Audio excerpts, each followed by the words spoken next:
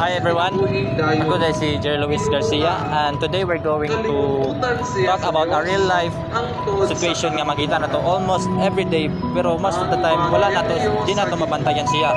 So like instead of getting or resting and enjoying life, some elderly people are still working just to survive.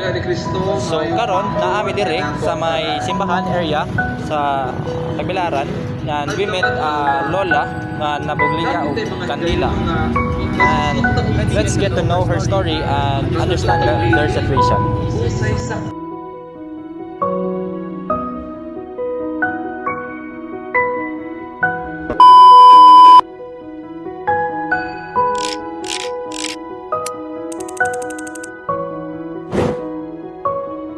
Lara po pangutanan ni mo na pila naman imong edad?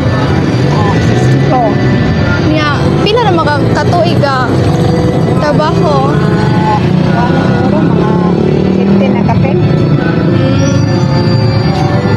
Niya, unsa may naka paengganyo nimo nga mupadayon gyapon bisan lisod ang trabaho? Wala yun din ko kay Bini. Nauman, naapit sa kung nauman na akong ginamahuran nun. Fourth year college creamy ang gikuha.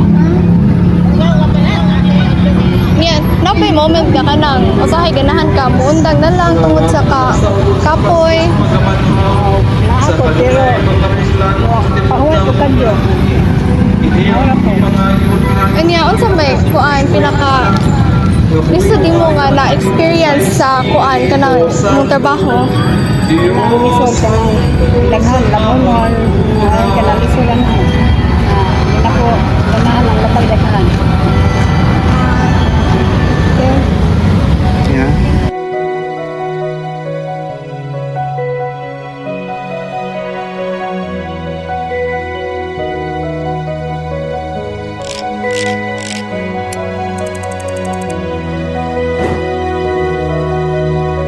Kuan, pero ko pangutan niya.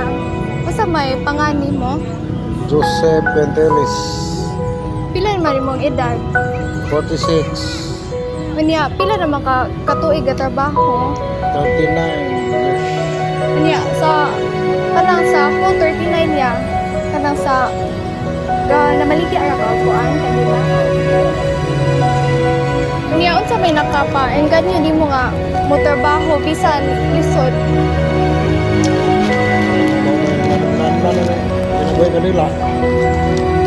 Unya, napay kanang usahay nakapil ka nga gusto na kamuuntang tungod sa kalisod sa trabaho.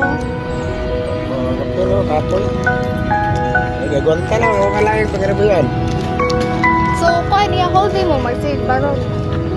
Kaluin ko, mabarog yan. Kaya ka na iya.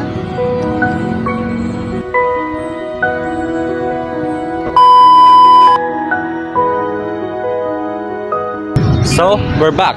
Stories like this reminds us nga not everyone has the chance to rest, even at old age.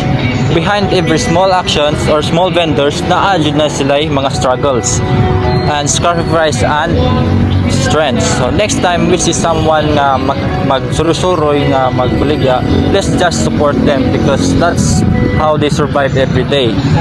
Because at that end of the day, we're all part of this community where everyone is respected and loved. Thank you.